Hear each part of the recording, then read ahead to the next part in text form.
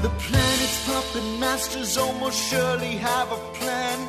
There's clearly maybe something there beyond the realm of man. And until you've thoroughly tested every last close-adjusted view, I find the more you think you know, the less you really do. That's true, Dr. Zayas. Very well. Where would we be without THC? 'Cause we know they're lying to us, just don't know to what degree. Yeah, where would we be without THC? The Higher Side Chat Show, Greg Carlwood and Company. All right, Higher Side Chatters, we've seen the pattern of powerful people belonging to various groups that utilize the magical arts, and we've done several shows on various magical practices in an attempt to even the scales and add these esoteric arts to the repertoire of the common man. But contrary to popular beliefs, you don't need to spend years studying Tantra in the Himalayas or working through the ranks of the OTO in a dingy basement to learn what they don't want you to know. In fact, today's guest, Mike Sententia, has been working on one of the most straightforward and practical brands of magic I've come across, appropriately dubbed direct magic, which he lays out on his popular website, magicofthought.com. So throw off the silly robes and stop brushing up on Latin, because we're diving right into the belly of this beast. It's always a fun ride looking at the hidden potential of our own mind, and I'm psyched to get down to it. Magic Mike, my man, welcome to the Higher Side. Hey, Greg, I'm really excited to be here. And yeah, that's exactly what I'm about, is let's step outside of all of the robes and the rituals and all of the trappings that traditionally go with magic. And let's just explore what's the underlying phenomenon. What are the moving pieces? And how can we work with them directly to produce the results that we're looking for? Heck yeah, I love it. That's basically how I found you. I was looking for a good guest that could talk about the science or the mechanisms behind magic, and that really does seem to be at the heart of your approach, because sometimes this stuff can be very vague and hard to pin down, and that's a problem for people. But to kick this off, tell us a bit about direct magic and what separates it from other modalities out there. So most modalities, what you're doing is you're doing a ritual or a visualization or some other symbolic action. And the point of that symbolic action is to engage your unconscious mind, communicate your intent to your unconscious, and then your unconscious is going to go out and do something. And I know you've talked with folks who do chaos magic. That's another example. They're using belief to communicate their intent to their unconscious mind, which then goes out and does something. Mm-hmm. And the focus of direct magic is saying, great, we got all these methods. It's really important to have at least one way of communicating to your unconscious. But after you get your intent into your unconscious mind, what does it do? What's that something? How does it reach out and cause this change? And by understanding that process, how can we refine it? How can we guide the unconscious mind through a better process that has more effective, more reliable results? And so in direct magic, we talk about what I call ethereal muscles. These are the parts of the mind that are normally unconscious, that drive energy and drive magic. And one of the first things that we do when we learn direct magic is to make those ethereal muscles conscious. It's a similar idea as using biofeedback to make your heartbeat conscious. Right. And by becoming consciously aware of these normally unconscious parts, we can then engage them anytime we want, whether we're, in a place where we can be fully focused and do a ritual, or whether we're on the train or in the waiting room getting ready for a job interview. We don't need to do all of the trappings because we know how to engage these parts of the mind at will. And we can also watch them as they go through all the steps and say, great, how is this part of my mind connecting with this force that I'm channeling? Or what part of the human energy field, the biofield, am I interacting with when I do this healing technique? And what if I change it in this way? How does that affect things? By developing an understanding of the moving parts, the forces, the different structures of the biofield, we can think about new ways of interacting with them and develop new techniques. Let me give you an example. Sure. Because I like to make things concrete. So a few years ago, a friend came to me. She had chronic hives. She'd had hives for 9 months. She was on prescription antihistamines. She was getting the best Western medical care. She was a nurse, so she was really getting the best care available. But she was still getting worse. And neither of us really knew if I could do anything there. I'd been doing a lot of healing around knee pain and things like that, but hives is really complicated. So I did a technique. I first just started with kind of focusing on my intent to heal her. I connected to her skin that was inflamed, which was really her whole body. I connected to the skin. I sent some healing energy, and her itching went from an 8 out of 10 down to a 7 out of 10, which I really consider a failure. Like, I want a more pronounced result. I respect that. So I went back and I said, all right, great. When I just focus on my intent, what happens is my ethereal muscles connect to her skin and we do this. Well, the itching signals are sent by all these nerves that go from her skin up her spine and to her brain. What if I make a conscious step of connecting to those nerves? And you can think of that conscious step as visualizing. There's actually some concrete techniques involved that we might get into later. But take this conscious step of connecting to her nerves, guide my mind through doing that, and then feel the energy signature of those nerves and act on that. And when we did that, her itching dropped from an 8 out of 10 to a 4 out of 10. And I consider that a pretty big success. Mm-hmm. And in doing that, it's about guiding the mind through a new process that's maybe not natural and automatic, but that winds up being more effective. It's a similar idea to how Olympic athletes will watch videos and consciously think about how they run and how they move. And if you've ever tried to do this, you know that you're clumsy at first, that thinking about how you run makes you run much worse. But the athletes who are dedicated to this, who put in the time to learn to do it, eventually it becomes a smooth thing. Eventually they can train their body to move in a new, more efficient way that then through practice becomes natural and unconscious. And that's really what we're doing with direct magic, is becoming conscious of how the mind responds to our intent to heal or create luck or whatever we're doing. Become conscious of that, guide it through a new process, even if that's going to be clumsy at first. And then through practice and experience, make that new, more effective process natural and automatic, and really rewire how our mind responds to intent. So that's what direct magic is about.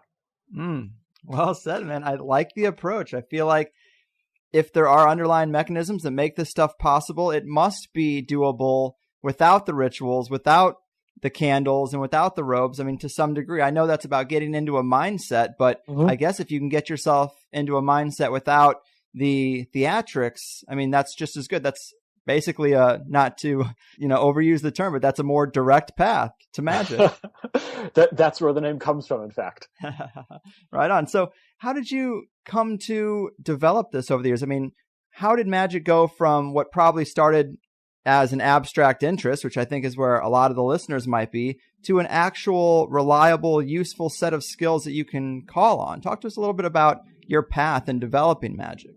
So first I want to say that this is absolutely an indirect path, and I'm not going to recommend that your listeners follow it, but I would love to share that. Sure. So when I was 11, this was in 1991, one of my friends who honestly read a lot of fantasy novels and wished he lived in one, started talking about magic and energy and things like that. And we were at an age where the line between things you actually believe and things you play with and things you pretend to believe, at 11, those are all kind of the same thing.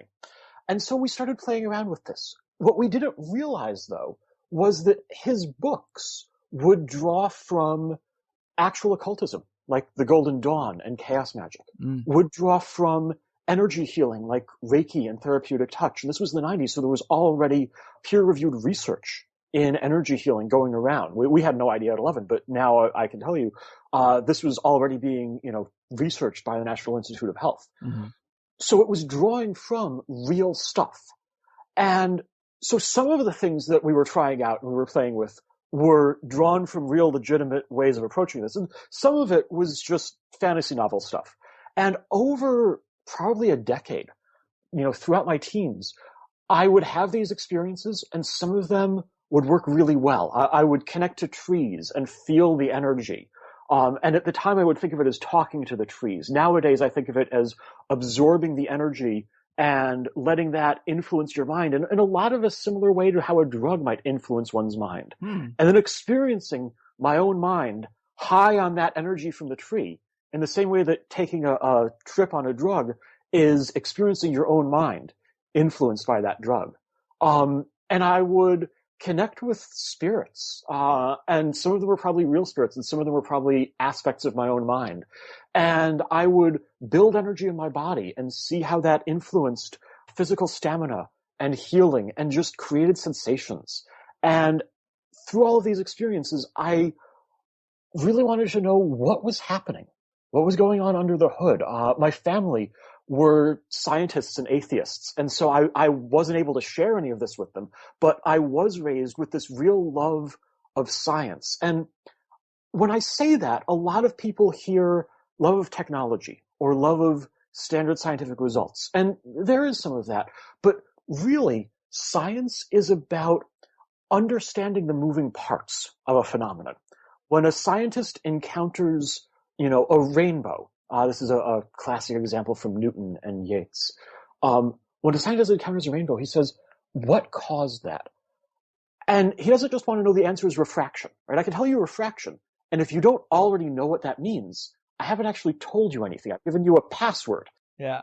What the scientist wants to say is, well, water droplets are really, they're little spheres, and they behave like a prism.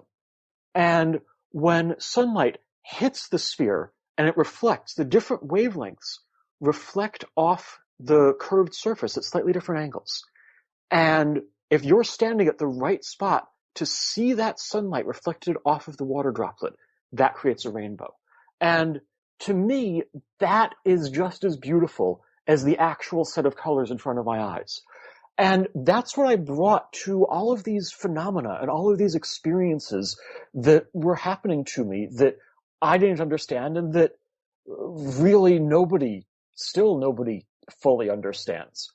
And I said, well, all of these different ways of approaching this, whether it's a ritual or a visualization or channeling or lighting a candle or whatever, they're all, one, the results they get out are much more complicated than whatever the person's putting in, right? I could do a ritual and speak 100 words of Latin, but those 100 words are not enough to program a computer in how to understand the type of situation I'm looking to create, and certainly not enough to explain to a computer how to bring about the type of situation I'm looking to create.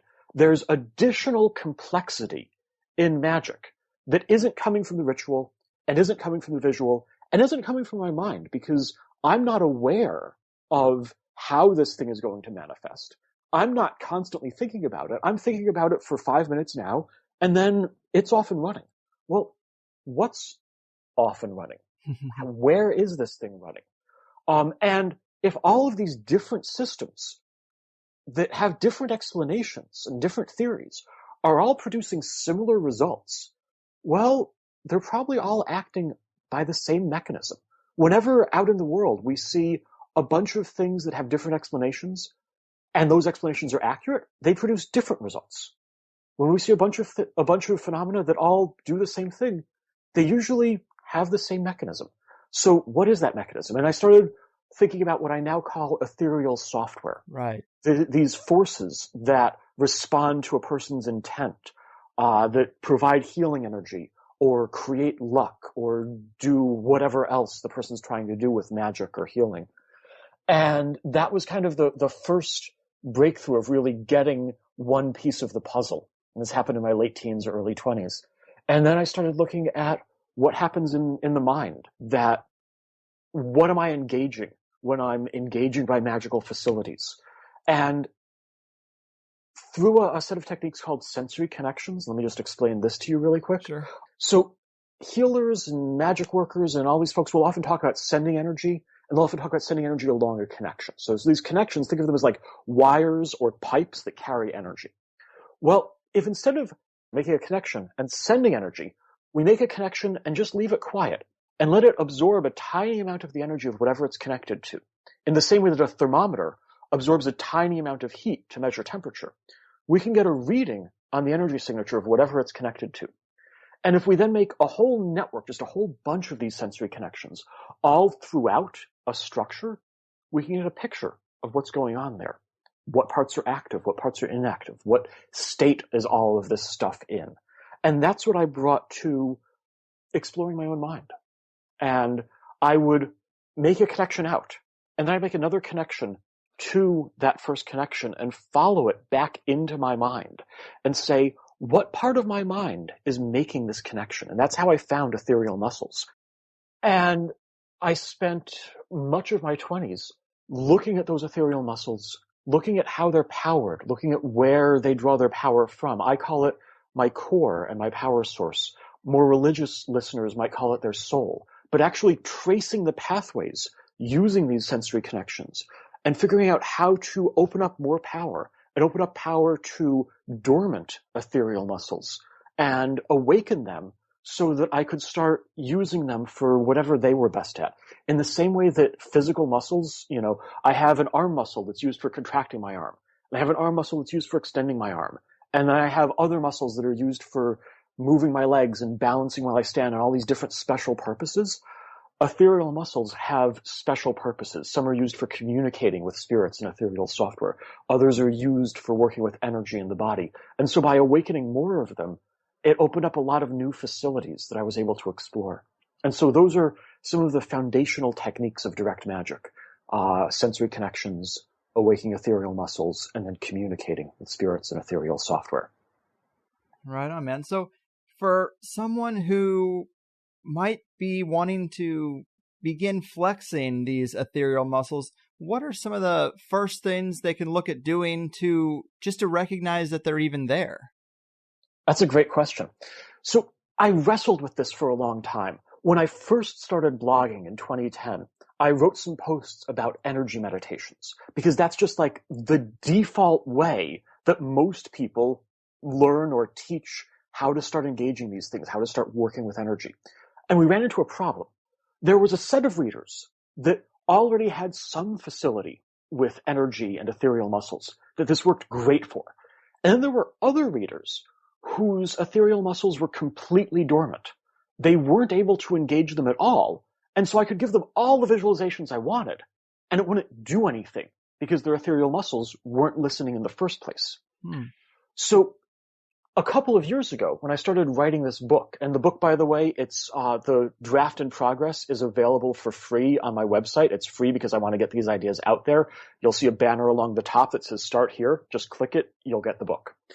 When I started writing that book, what I said was, hey, I have all of these tools in ethereal software, and I work with all these spirits who make ethereal software. Let me talk to them. Let me have them make me a special purpose ethereal software designed for beginners. Let's put a command in there that is really easy to use that will let a beginner connect to the ethereal software and ask it to help them start awakening their ethereal muscles. And when the novice does this, they look at a sigil that's like a symbol that I have bound the ethereal software to. I'll have a story about that in a minute. They look at the sigil, and the software connects to them. It connects to their mind, and it starts reading their intent. And then I give them a command to first just test it out and make sure that it's working. And then to ask it to start awakening their ethereal muscles. And it will start sending energy to those parts of their mind and help them start coming online. And then after they've done that, I give them an energy meditation so they can start using those newly awakened ethereal muscles and exercising them and strengthening them as they work with energy in their body. After that, it's a set of exercises to connect to that ethereal software better and to ask it to make lasting connections to your mind so that it can really read your intent a lot more clearly. By the way, that's an incredibly common phenomenon. Most psychics, they have this ethereal software that's connected to their mind and is always listening. And I've worked with a number of psychics and helped one change from one software to another. She was getting intuitions about who would call on the phone and which path to take with driving to avoid traffic and where to find parking and useful things, but kind of trivial things. Mm-hmm. And she was a nurse and wanted to start getting medical intuitions. Which of my 6 patients is going to crash, is going to need emergency care to stay alive on my shift? Which of these dozen studies or dozen lab results is the most useful for figuring out the right care to give this patient? And she wasn't getting those intuitions, and she really wanted them. So I talked with the spirits I work with. I asked them for what ethereal software would you recommend for this? And we switched her over. And it took a few months for that new ethereal software to network fully with her brain.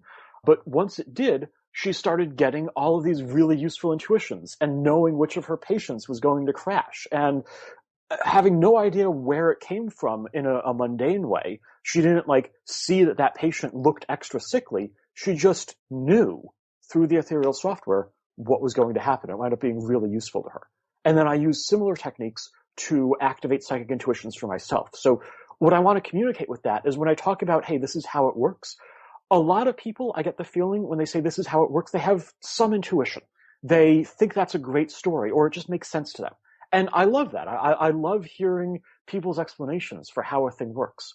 But what I want to communicate is that I then take the next step of trying to use that model to solve a problem, and to solve a problem in a way that would never have occurred to me if I didn't have that model, if I didn't have an idea of ethereal software and of different ethereal softwares having different capabilities. It never would have occurred to me to switch my friend from one software to another.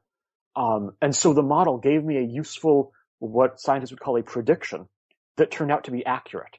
And that's why I have confidence in what I'm doing and what I'm saying about how this all works. Yeah, man. I mean, you make it sound good. So ethereal software, obviously that's a new term to a lot of people. That would be the mechanism that the spirits use to help us with our requests, in a sense? That's a great way to put it, yeah. So it's a new term, but it's actually an old concept. Chaos magic talks about egregores and servitors. Right. These are these external forces that mages channel and ask for help. Reiki practitioners talk about channeling energy from the universe. And if you talk to them, they clearly understand that they're not channeling energy from Jupiter or Alpha Centauri. They're channeling energy from something that's all around us, some force that they don't fully understand. And they've chosen to call that force the universe. If you talk to psychics, they'll say a similar thing about receiving information from a universal field. And what was happening, and what I saw happening, is with all of these grand terms, right? This is an egregore. It is the sum of all of the intents of every human in the world. Or I'm channeling energy from the universe. If we want to then talk about, well, how does that thing operate? What algorithm does it use? How can we reprogram it to work better? If I ask, how can we reprogram the universe to work better? That's a crazy idea. That's just, I would reflexively flinch away from even asking that. But if we choose to call it ethereal software, and we then ask, how can we reprogram this ethereal software to work better? How can we add a new capability to this ethereal software to do healing energy for this new condition? Well, that just sounds like a software upgrade. That's a really natural question. And I actually picked the name consciously. I used to call them systems, like computer system. And it was really confusing for my readers because there are also these different systems of magic, right? Like chaos magic is a system of magic and Golden Dawn is a system of magic. And so when I talk about channeling systems, it's a word that already has a lot of meanings. And my readers were finding it confusing. And I actually have a series of posts where I said, hey guys, help me come up with a good metaphor.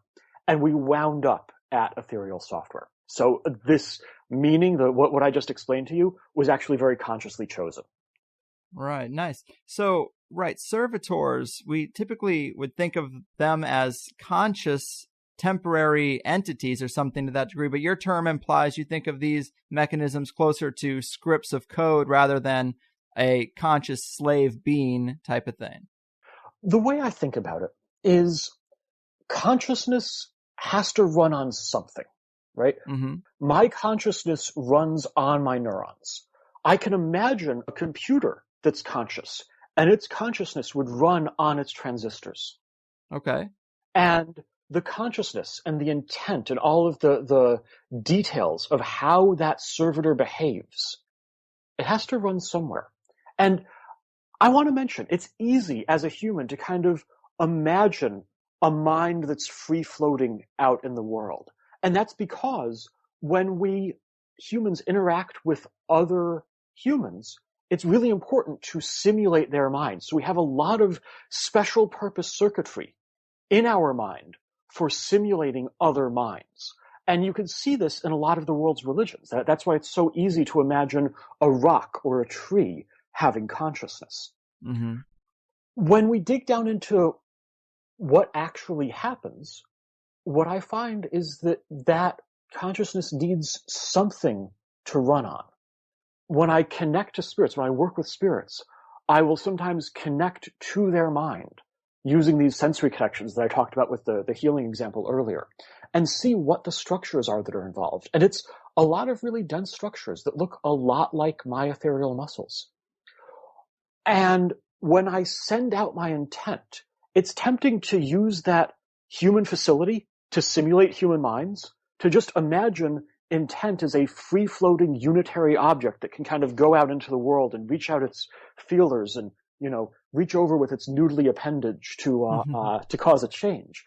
But if we really think about the complexity of what's happening and really grasp that thought is my nerves firing in my brain or some similar physical phenomenon, we say, wow, what actually has to happen under the hood to send out my thought?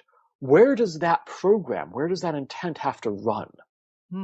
And my answer to that is ethereal software. So what I would say is that a servitor sounds like a program that somebody has created, an ongoing request that is running in some ethereal software that they have access to. And an egregore is the much larger and more full-bodied and able to accept these requests.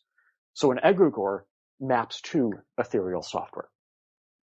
Right on. That makes a lot of sense. I think that's a pretty practical way of explaining some things that seemed very mysterious and kind of creepy to some degree. But, entities, they really are of interest to me. And most magical guests I've had have emphasized how important it is to study these particular beings and call on the right ones for the right purposes. But I don't see that as much in your writing. I guess you see that as less important because you can kind of program your own ethereal software as opposed to going to an entity who specializes in a particular area. That's a really interesting question. This is something that I've been wrestling with in how do I teach this? A lot of my own work actually involves working with spirits or entities. Mm-hmm. And the reason why I haven't shared them as much is I don't assign them to a particular pantheon. I don't say, let's work with Zeus, or let's work with this fire elemental, or let's work with this named spirit. Mm-hmm. The way this happened for me is I was doing my own work, and I was tracing some connections in my mind, looking at how my mind was powered, and I found some spirits on the other end of those connections, and I started talking with them. I started working with them, and they would teach me some techniques. And then as I started learning more techniques, I had some other spirits come and connect to me and want to see what I was doing because they thought that looked really neat, and they wanted to learn it too. And so I started working with them, and I would show them what I knew, and they would show me what they knew. And through just kind of networking with a lot of different spirits, I wound up with a group that I work with almost daily. And whenever I want to learn a new technique, I'll call them up and I'll ask them how to do this thing. And sometimes they know and they just show me, and sometimes they don't. And we work together to develop it. The thing is, it's hard for me to say, hey, it's really important to work with the right spirit because I have this group that I work with. It's similar to how if you worked at a company, you'd say, it's really important to collaborate with a great marketing person and a great business development person and a great salesperson. But you wouldn't say, And so you should channel the spirit of this famous marketing person, right? You'd say, you should, put out an ad on monster.com and you should hire someone. And where I'm winding up is the ethereal software that I'm distributing with my book that's tied to that sigil. That's made by these spirits that I work with. And so one of the things that we're programming in is a facility to ask that software for advice. And if it has the intelligence in itself, it will present essentially a vision of an avatar, a vision of an angel or a spirit or whatever that you can talk with. And if it doesn't know enough to answer that question, it will connect you to one of the actual spirits that I work with, and they'll be able to help you out. And the intent there is that as people learn more and start asking more advanced and more intricate questions, they slowly transition from essentially reading the help files in the software to actually talking with the spirits and getting that training. So one of the things on my mind is definitely, how do we get people the right kind of guidance from spirits? Because I've benefited from this so tremendously. But I think it's a different approach than most people take, and I'm still working out the details. Right on. Yeah, spirit contact, it seems to be just one of those things. The floodgates are either wide open or nobody's home. And communicating with entities, it's probably the most abstract and provocative idea for a lot of listeners. And it's something I've been able to do on psychedelics a time or two, but I'd love the validation that it can be done reliably with a sober mind, and, long-forming relationships can happen. But how can we strengthen our ability to make contact? How do we go about it? So there's actually a whole series of techniques that I've learned and that I'm going to be writing about. The first step is simply learning to quiet one's mind, right? Think of the spirit as kind of whispering into your mind. Mm-hmm. And if you have a lot of thoughts going on, it's going to be hard to hear those whispers. Okay. And that's a good first attempt. And that's actually where I started. But then after that, we take these sensory connections, which is another set of techniques that I teach. And we use that to feel in our mind, where is the spirit connecting? And spirits will generally connect to the same place over and over. And we learn to engage that part of the mind, that set of ethereal muscles, when we're talking with the spirit. And it's like, I think of it as almost thinking with that part of the mind. I don't know if this is a metaphor that will translate if a person hasn't done it, but it's like engaging a part of the mind and then thinking my idea. And by keeping that part engaged, it's like the thoughts echo in that part. And the mechanism for what's actually happening under the hood is, as a person thinks, as thoughts and words and concepts pass through the brain, there's all of this activity in the brain. And if we put a person in an fMRI and look at how their brain is firing, we find out that there's actually a lot of similarities from one brain to the next. So it's not like you have one pattern and I have some completely different pattern when we think about a concept like spirits or justice or success or whatever. We actually have very similar patterns. And it turns out that we also have very similar energy patterns. The signature, the energy signature that our brains enter when we think these concepts seems to be pretty similar. And so when I communicate with a spirit, what I'm doing is taking all the energy signatures that my brain enters as I think that message. I gather them up, I package them up, and I send them in a similar way to how you might send healing energy. And the spirit then unpackages them and puts it in their, whatever the equivalent of their brain is. And here's my thoughts echoed in their mind as their mind enters the same energy signatures that my mind was in when I thought that message. And then they package up their message in a similar way and send it to me. And I unpackage it and one concept at a time, place that concept into my brain and let my brain enter that energy signature and feel what that concept is. And as you might imagine, at first, this was really, really slow and really, really hard. But after doing it for a few years, it's kind of like having a conversation. It's roughly as fast as talking. One of the really interesting things is occasionally the spirit will use a concept that I'm not familiar with. And when that happens, it's like my brain stops. My brain like can't get into that state. And I have to say, hold on. Break that down into smaller concepts. Break that down into, bits that I'm familiar with. And then they do. And then I get the concept. And then once I have that concept in my mind, if they then use the large concept again, the one that I wasn't able to handle, if they then use it again a few minutes later, I can hear it. And I recognize it as that thing they just explained to me. So when we're talking with spirits, there's actually a whole set of techniques. This set of techniques is also useful for talking with ethereal software. It takes months for ethereal software to connect to a person's brain. And if you only want to use one, if you just want to turn on psychic intuitions, then awesome. Do that. That will be a well-spent few months. But I don't want to use just one software. I want to use a dozen or more. I actually just last week switched from one ethereal software for psychic intuitions to another that seems to be better for some human events around business.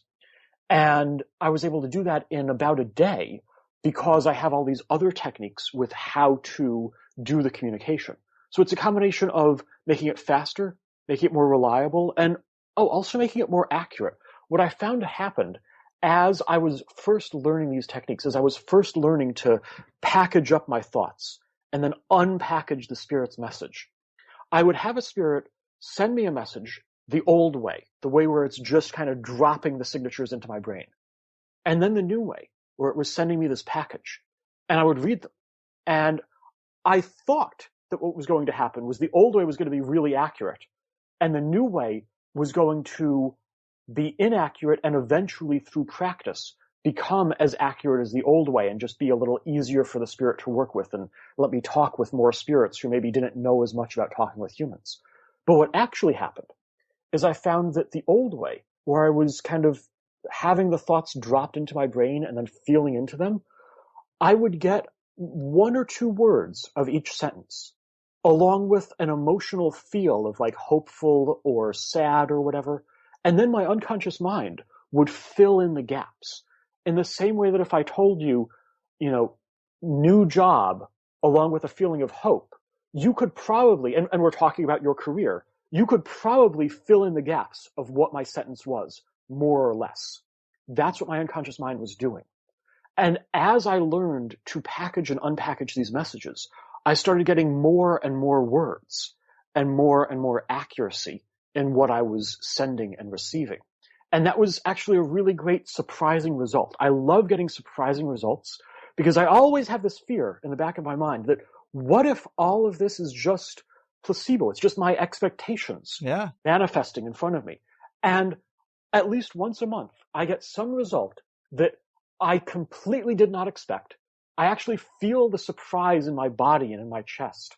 And I say, wow, okay, I'm getting the opposite of what I expected.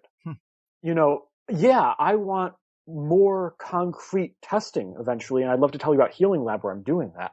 But it's just a personal confirmation that I'm really working with something. So yeah, that's how I do communication, is I package up the message and I send it to the spirit, and I receive their message and I unpackage it. And that's a series of exercises that I'm going to be digging into in the book as I return to it later this year. Right on, man. Yeah, that is so interesting. I mean, so many people probably have a hard time thinking these things are even possible. To go a little bit further with this, in the more advanced stages, can you elaborate on how a relationship with a reoccurring entity evolves and develops over months or years even? Sure. So there's one group of spirits that I've been working with for 4 or 5 years probably. And at first, I would just contact whatever spirit happened to be available. I'd contact some ethereal software and say, hey, I want to know about sensory connections, or I want to know about shielding, or I want to know about manifesting. Connect me to someone who can talk about that. And I would get whatever random spirit happened to be around. And it was great. They all really knew what they were talking about. And it would be like if, you went to office hours for a professor and you got whatever TA happened to be available, right? And they're going to answer your question and it's going to be super helpful.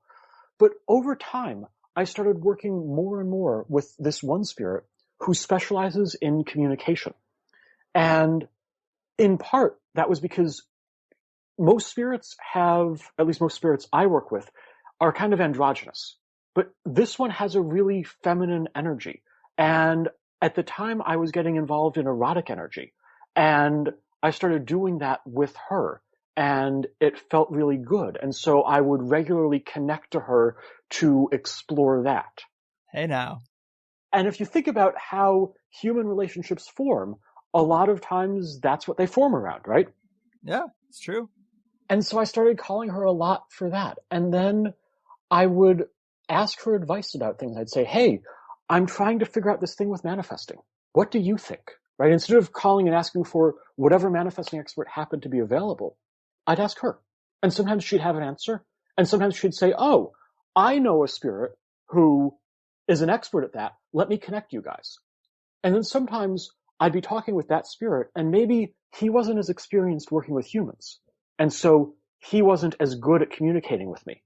Or maybe I was just getting exhausted because I was doing a, half hour to an hour session instead of a 15-minute session. And I would say, hey, can you, to the spirit that I knew, that I now call Laura, can you handle this communication for me? Can you have him communicate with you?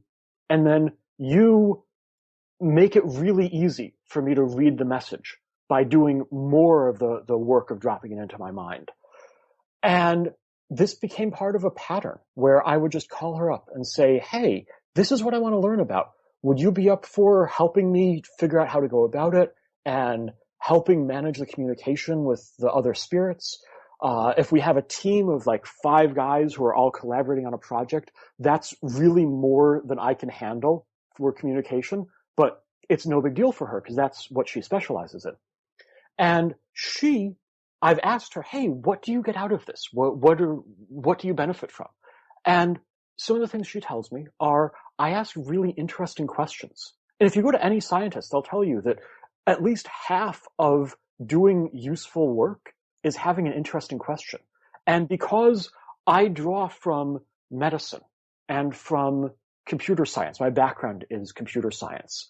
And so whenever we're talking about messaging, I'll say, hey, why are we preparing a message and then sending it? Why aren't we streaming messages? And that actually led to some really cool research that sped up their communication. I will ask good questions and very occasionally have good answers. But I think that a lot of what I contribute is asking interesting questions.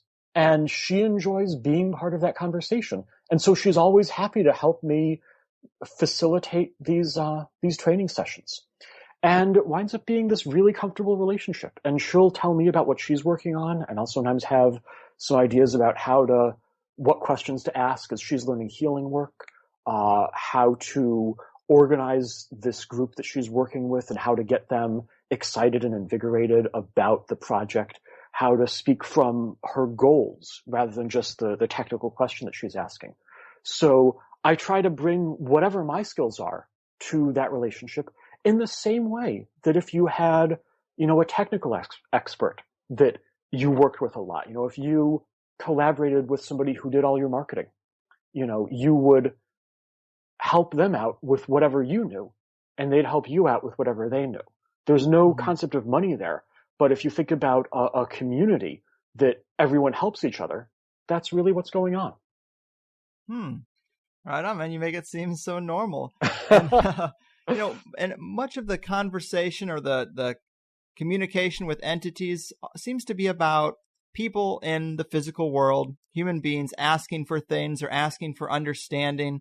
But through this communication, have you gotten any indications of what life is like for them or what their reality is like? Because you mentioned coming from a scientific atheistic background. I had an atheistic period as well. And there are spiritual implications for thinking about conscious beings that aren't in bodies. It's weird. Have you gotten any clues to what their reality is like?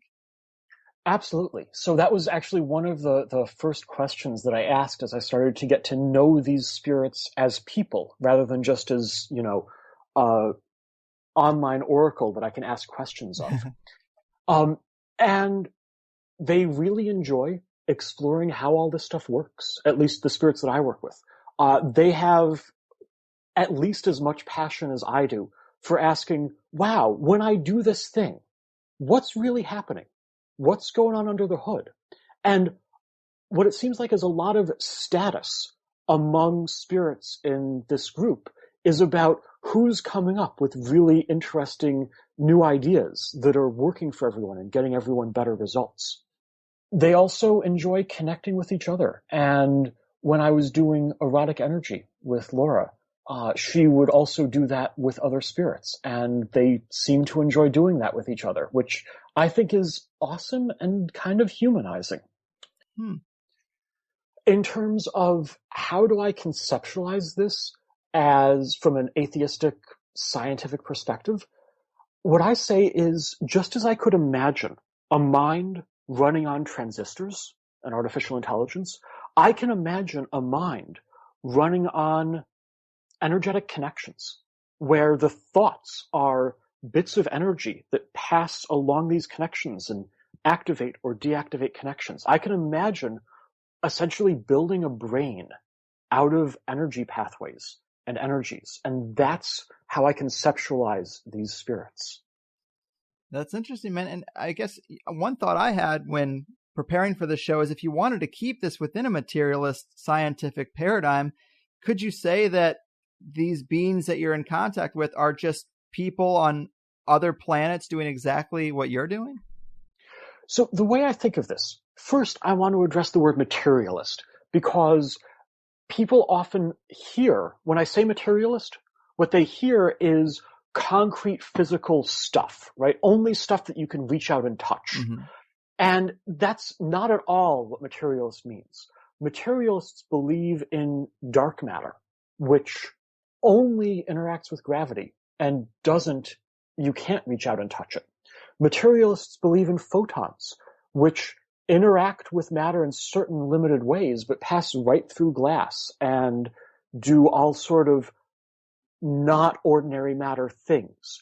What materialism means is that anything that I have can be broken down into smaller parts. So if we have a car, we can break it down into the engine and the pistons and down into molecules and atoms and protons and electrons and quarks. If we have a mind, that there's no such thing as just a free-floating, inherently mental object, that a mind sits on top of or is implemented in nerves, which we can then drill down into molecules and atoms and so on, that a mind is implemented in transistors, which we can drill down into silicon and so on. And so what materialism means is we can understand how the world works. And I want to mention, science wasn't always materialist. Mm-hmm. When science first started out in the age of Galileo and Newton, everyone was very religious. And they went looking for a soul. And they went looking for angels. And they tried to find all of these inherently mental things. And they failed. And they tried again. And they failed. And one of the wonderful things about science is it learns from failures. And eventually, scientists came to say, wow, when I look for things that are inherently mental, that don't break down into smaller pieces, I never find anything. And everything that I actually do find, I can break down into smaller pieces. And that's where we got this idea that probably everything in the world we can break down into smaller pieces. And what I'll say, as someone who works with ethereal stuff, connections and energy and ethereal software and spirits, everything that I've found, I could break down into smaller pieces. And by doing that, I could develop useful techniques for doing things that I never would have thought to do or never been able to do if I hadn't tried to break them down into smaller pieces. So that's what materialism means, and that's why I would say I am a materialist. Right on. I mean, it makes sense. So you mentioned the hive scenario, and let's get into healing a little deeper. You have pages of case studies on your site. You seem to be very methodical about documenting these cases and instances of healing. And personally, healing feels like the most hokey to me of most of the things that people talk about with magic. But it also seems to be the most cut and dry, what should be provable effect from magic. Can you talk to us about your successes in healing and this healing lab that you mentioned? Absolutely. So Healing Lab, its mission is to develop a scientific understanding of energy healing. And the reason is that science advances, scientific revolutions happen by exploring phenomena that can't be explained in today's science. And we could find histories in the past. We could find examples in history. 400 years ago, weavers in Venice got the first lenses. They used them to look at their threads so they could make better cloth. And then they turned around and looked at water and discovered bacteria. And they called them animalcules. And this led to the germ theory of disease and modern medicine. And I'm sure that at the time, that seemed incredibly hokey. There's actually examples from the 1800s of a doctor who said, hey, I've noticed that when doctors work on cadavers and then turn around and do surgeries, people die. We should wash our hands. Right.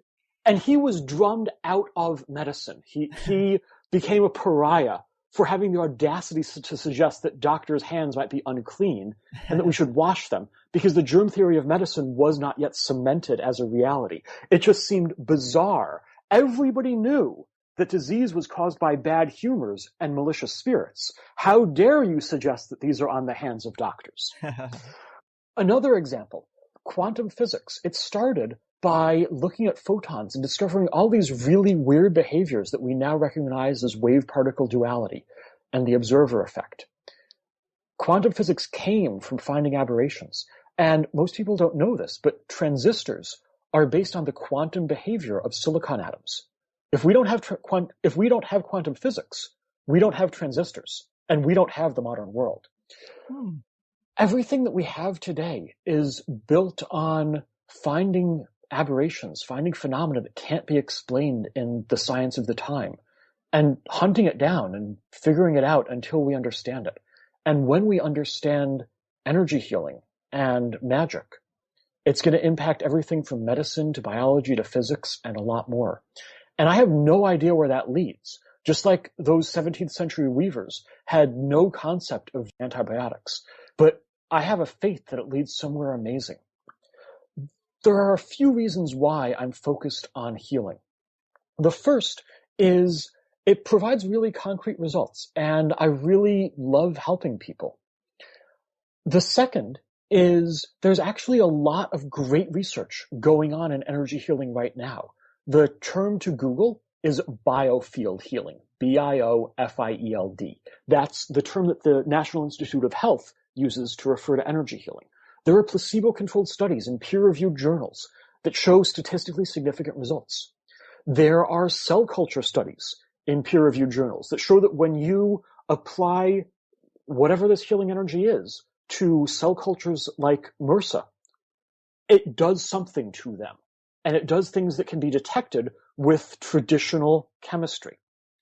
There are studies that show that when you apply healing energy to plants and animals, that it affects them too. And notice that plants and animals and cell cultures don't get affected by placebo. So all of these studies really strongly suggest that there's something going on here. And because there's a culture of doing scientific studies and doing peer-reviewed publications around healing, and because it is in the culture more respectable to say, I'm doing research around healing than to say I'm doing research around magic, I think that this is a great way to get started with making this part of a publicly acceptable, scientifically studied domain. And then we all get to see what amazing things come out the other end of that research. Man, it would be a beautiful world indeed. And I've had other guests cite these same studies that are going on, but why can't it break into the mainstream? You know, what's keeping this still at bay? Is it just not repeatable enough? So I have two answers for you. And I want to say that I spent about 6 months this year writing and rewriting and thinking about exactly that question, because that's what Healing Lab wants to solve. And in order to solve it, we need to understand it. What's going on is really two things. The first is that these studies are primarily single blind. So blind means that the person doesn't know whether they're getting the real treatment or the placebo. And single blind means that the subject doesn't know, but the practitioner knows. So if you've read studies where the practitioner does acupuncture, and sometimes they put the needle in the wrong spot intentionally, and they do fake acupuncture. Obviously, the practitioner has to know if they're doing real acupuncture or fake acupuncture. Well, what if they're really confident when they meet the person, when they're doing the real acupuncture, and they're less confident when they meet the person and they're doing the fake acupuncture? They're not intentionally doing this. It's just an unconscious thing. What if what we're detecting is really that people have a strong placebo response to confident acupuncturists and a weak placebo response to not confident acupuncturists? I don't think that's what's going on, but the reason why all modern medical studies, the gold standard is double blind, is because of exactly that problem, because that problem does come up in medical research. So double blind means that not only does the subject not know if they're getting real or placebo, but the practitioner doesn't know either. And that's a problem for anything hands-on. Mm-hmm. So what I've developed is a set of healing techniques where I meet with the person. I don't know whether I'm going to do a real healing or not. I meet with them, I answer all their questions, I touch their head or wherever I'm doing the healing technique, and I establish a connection. Then I go into the other room. And at that point, I find out if they're real or placebo. And I either do the energy work, or I sit there and read the paper and don't do anything. I never talk with that person again. An assistant who hasn't talked with me goes, thanks them, and shows them out. And we then collect data online. And then after collecting the data a month later, we let them know whether they were real or placebo. And if they're placebo, we invite them back for their free healing session. So the first reason why this isn't taken more seriously is because we haven't met the gold standard for medical research. We haven't done a lot of double-blind studies, and that's one of the things I'm looking to change. But there's a bigger reason, and that's because pills, pharmaceuticals, surgeries, all of the widely accepted treatments, we can explain how they work in terms of medicine, and then we can drill down into how they work in terms of biology and chemistry and physics. And they're all built on accepted physics. And we've been studying physics for over 2,000 years. And we're pretty good at it by now. And to suggest that there's a part of physics that we haven't found, I mean, there certainly is. And we certainly are finding new aspects of physics all the time. But we need extraordinary evidence before we believe that any one model is really part of the physical universe. And to tell you how strong that is, in medicine, we look for 95 to 99% certainty that a treatment is effective. And if it's 1% to 5% chance that it was just a coincidence, maybe everybody in the treatment group would have gotten better anyway, and everybody in the placebo group would have stayed sick anyway. Maybe it just, you could flip a coin 20 times and get 10 heads and then 10 tails. It happens. Mm-hmm. And if we have a 1% to 5% chance that that's what happened, that's okay. We will use that treatment. In physics, we aim for 5 sigmas of certainty. That means a 1 in 3.5 million chance of error. That's 200,000 times as accurate. We're not going to get that by running placebo-controlled studies. We can't do a placebo-controlled study that's 200,000 times as large. So the answer there, my answer, is, hey, in addition to double-blind placebo-controlled studies for healing techniques, let's also develop some techniques that are maybe useless for healing, but are great for demonstrating to a high level of accuracy. And this is where my computer science background comes in. So computer science does a lot with messaging algorithms. How can I send a message from one place to another? And so I said, well, hey, energy workers talk about feeling energy all the time. And they talk about sending energy all the time. So let's get 2 people, 2 different rooms. They're not talking in any way. The sender flips a coin. If it's heads, they send energy. If it's tails, they don't do anything. They just read the paper for a minute. The receiver says when they feel energy. And we look at the correlation. So we have a random stream of data that's coming in, and we're seeing if that same stream is reproduced by the receiver. And I said, well, hey, if we want 1 in 3.5 million chance of error, how many trials is this going to take? Is this going to take 3.5 million trials? No. If it was 100% accurate, now nothing's 100%, but let's just make the math easy. If it's 100% accurate, we get 1 in 3.5 million chance of error in 22 trials. You can do that in an afternoon. If it's 90% accurate, maybe we need 200 or so trials. I'd have to run some statistics once I find out the exact level of accuracy we're getting. But this is a solvable problem. And the next question then is, how do we get that accuracy up? All human senses are susceptible to our expectations. There are great experiments with using vision and sound, these senses that we really, really rely on, and showing how if somebody's primed to expect something, it will affect their sight or their hearing.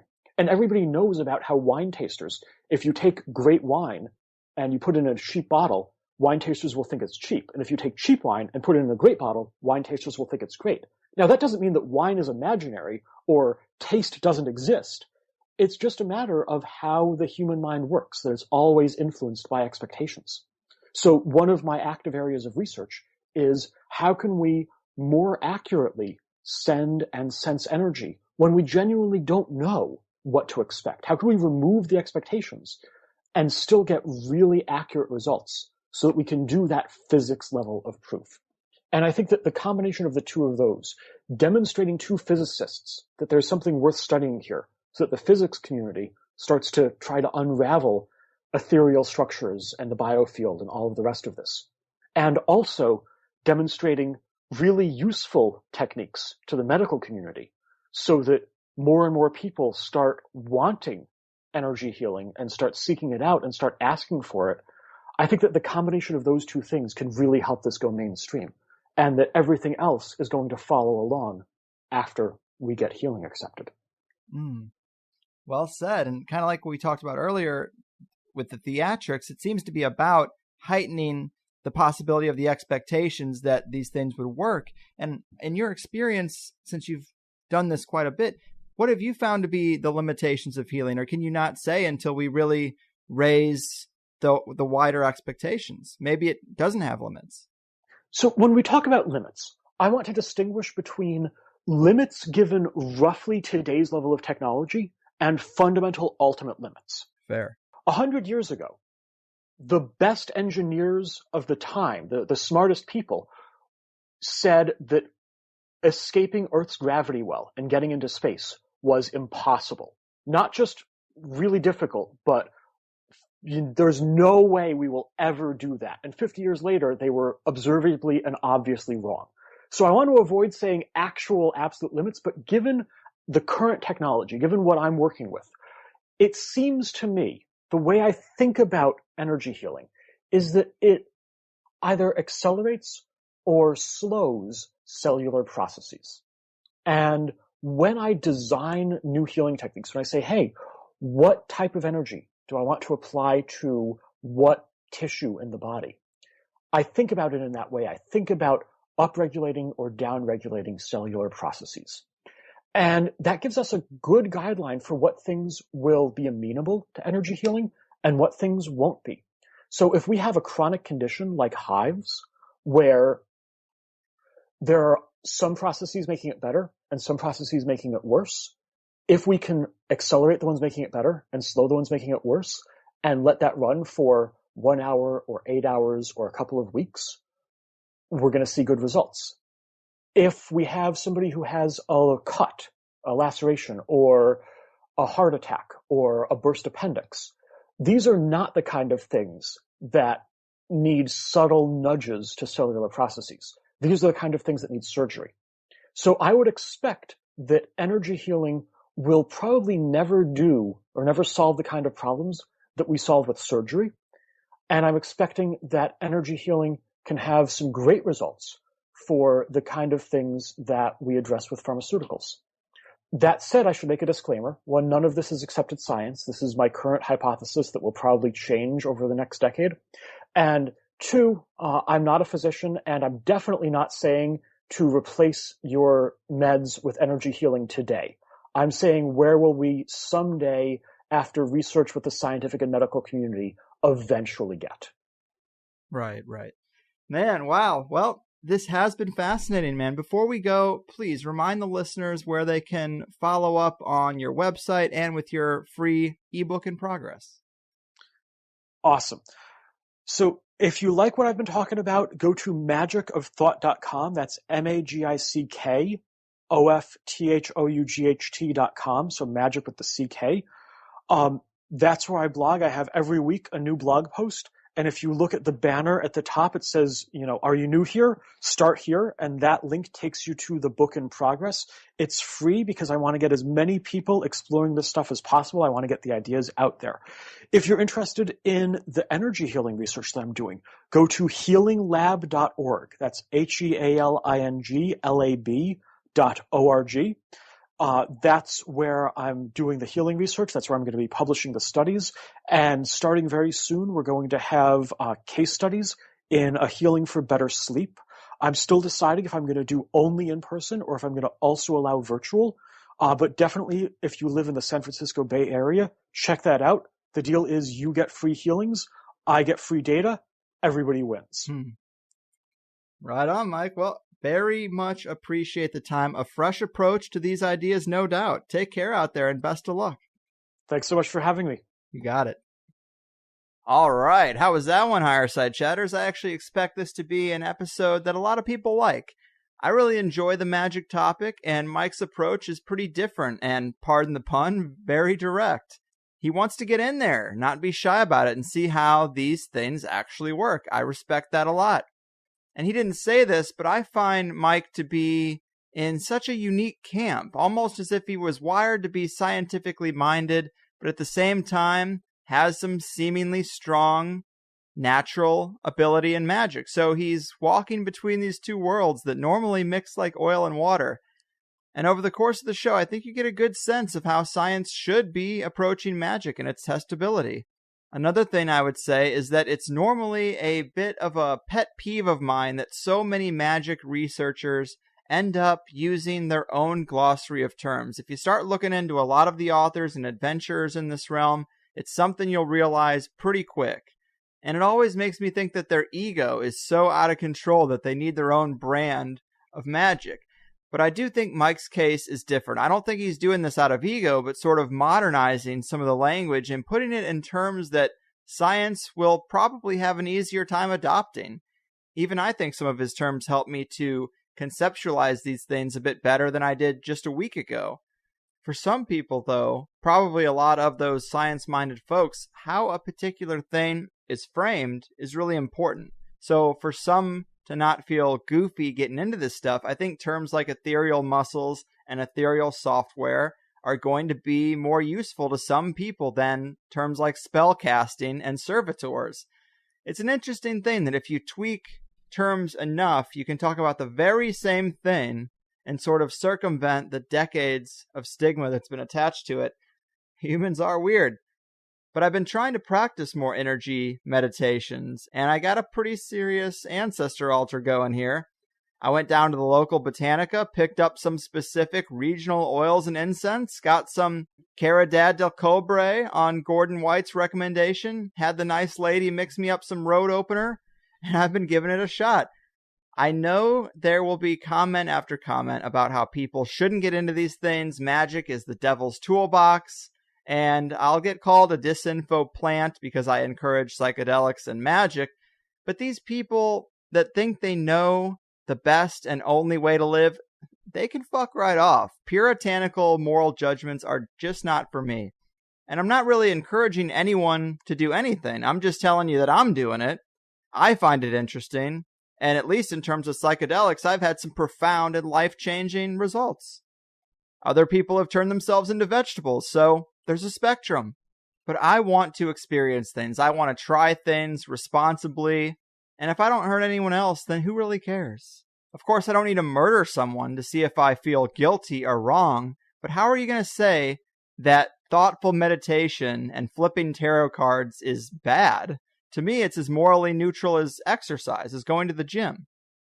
It very much might be a tool of the elite, but it could also be our tool. But see, this is Satan's mouthpiece you're hearing this from, so of course I'm going to say that. Maybe I've been spending a little too much time at the crossroads, people, but I hope you listeners are still as interested as I am to test the waters of consciousness, see if we can't affect our reality for the better. What have you got to lose? I mean, you binge watch Stranger Things and play 4 hours of Overwatch, but focusing your conscious attention on some sigils is a waste of time. Not that I don't love both Stranger Things and Overwatch, but let's call a spade a spade. It's self-imposed adult babysitting when you get down to it. Speaking of sigils, though, Mike does make the public promise in the second hour that he will have up a double-blind sigil study on his website, and he would love the listeners to partake in it so he can gather the collective data, and I think it would be fun. So definitely check out his website, magickofthought.com. That's magic with a C and a K, magickofthought.com. Also in the Plus show, we get a little bit into Mike's successes with sex magic and willing his partner to orgasm like the goddamn Merovingian. Again, let's take off the puritanical kid gloves for a second and accept the fact that we all enjoy a nice orgasm from time to time, and giving them out to willing partners ain't too shabby either. It's not bad, it's not inappropriate, it's just a thing.